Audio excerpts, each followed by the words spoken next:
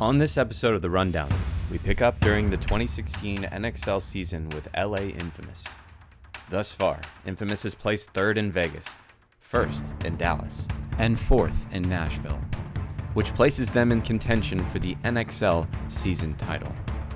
Our story begins only weeks before the fourth event, during a practice with San Antonio X Factor and the infamous Skeleton Squad. We got this nickname, the Skeleton Squad, because we decided to keep a really small roster this year.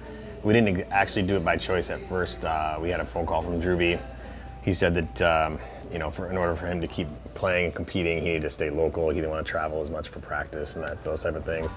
So we lost him. Like a couple weeks later, Zach Patient, Corey Bornstein, who had been he started dental school and stuff like that, so he was real hit and miss. Who else did we lose last year? We lost quite a few people. Mouse. Mouse got taken by Impact. He's gun for hire, so he's gonna go wherever he can get a check, and totally respect all that. He stayed with me throughout the whole season last year, which is cool. And then this year, I knew I needed a snake guy, and really, that was about it. And honestly, I wanted to sort of find someone that we could sort of build from the ground up. The first person I talked to was Thomas Taylor, who had been very experienced throughout the years. He's played with us before in Europe. I knew we had good chemistry with him, and the guys liked him, he likes us, that kind of thing.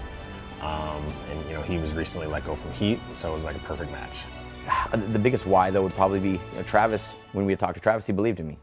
He told me, hey, I have a position for you. I'm going to rely on you. You're going to be one of our core few members that I consider that's going to come in here and make a difference. And we want to build our game plans around your strengths, not try to put you in a role that is maybe not what you're best at.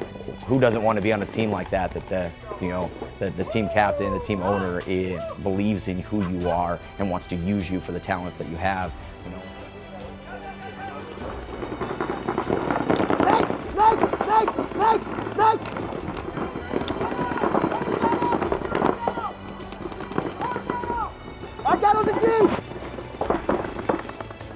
Yeah, he was laying on the ground. I kept shooting. I saw you, and that's why I kept shooting. So I didn't but I'm like, I see you trying to get up. I'm like, oh God, no, Cody live. It's a long story. How did I end up from Heat to Infamous? Essentially, my 2-year contract was done with Heat, and they decided to shrink the roster down to 8. And Sarge and I talked, and I wasn't going to be part of that 8. We weren't going to make a new contract.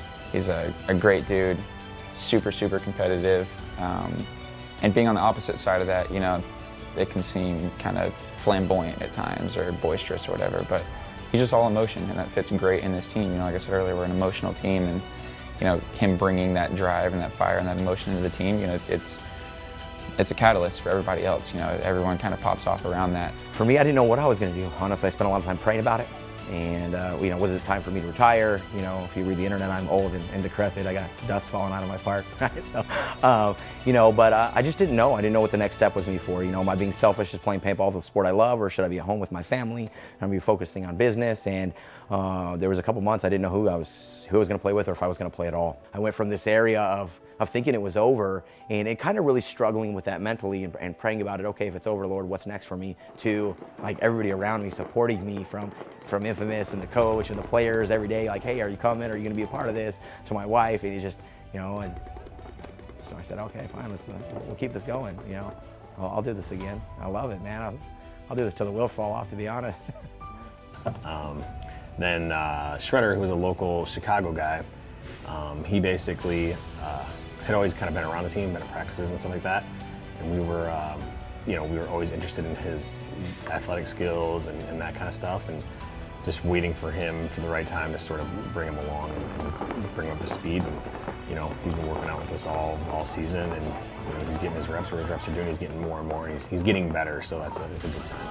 When we can have a Thomas 1 and a Phil 1, back-to-back points like that, not only is that going to keep our legs fresh on the snake side, but as Phil starts to really develop his game, and he already is on that path, that's just going to be a 1-2 winning combo that we're going to have in our pocket all the time. Cody is friends with some of the guys on the team from way back in the day. They played together on Shock or some other local teams and whatnot. And I personally didn't know Cody, played against him for years, but just didn't have a friendship.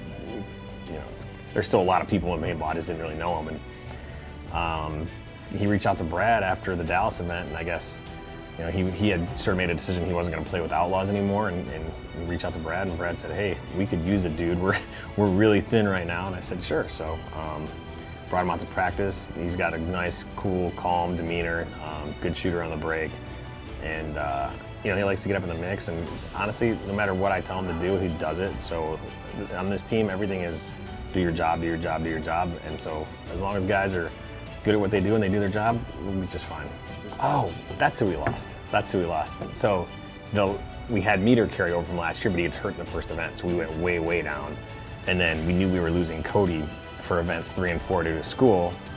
But yeah, so Meter blows his knee out in the Dynasty game. You had probably one of the most dramatic finishes to a point where you ran in, you bunkered a guy, you dove down, you hit the buzzer. So here comes Niños, and you see Marcelo lost him. Marcelo gets shot, spins around, and must have pulled his trigger right there. And then you could see Niños limping in, barely makes it in, almost collapses there, and then jumps up and dives and hits the buzzer.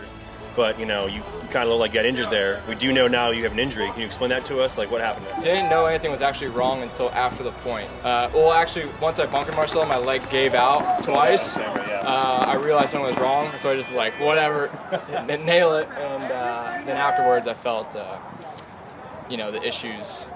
And so now he had it rehabbed, you know, did the surgery, and he's been rehabbing it like crazy, and stem cells, and who knows what's going on, this medical craziness. But so he's trying to make a comeback. You know, his doctors have authorized it. I just a little scared. I don't want him to.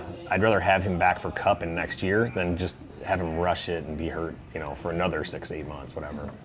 This weekend, you could tell it's been a while, and I could tell he's playing a little cautious, and he doesn't want to quite play the one, and he's a natural one. So, yeah, he's not back to 100% yet, but it's just going to take time, you know? I mean, he's going to have to take a few dives here and there, and then once he feels confident on it, he'll be back to speed. You know, it's just a rowdy bunch of players.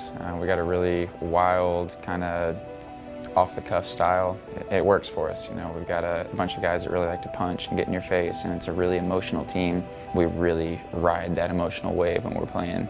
You know, we like to keep the hot guys on the field and, you know, less people on the roster. I don't think that it changes our mentality going forward, you know. Like I said, we live or die by the skeleton squad, and it's worked really, really well for us all year. Just hit a little snag at the last tournament. God bless. What the fuck are you doing? Say that one more time, please. One more time. Remind me of Justin Bieber. It's natural. Hey, this is the real Slim Shady. All right, we need another margarita. We're in the hot seats. That means we're going to get put on blast. I'm gonna pour this down your pants tomorrow if you put us on blast. Late sour pork. Eat that here, bro. Cheers.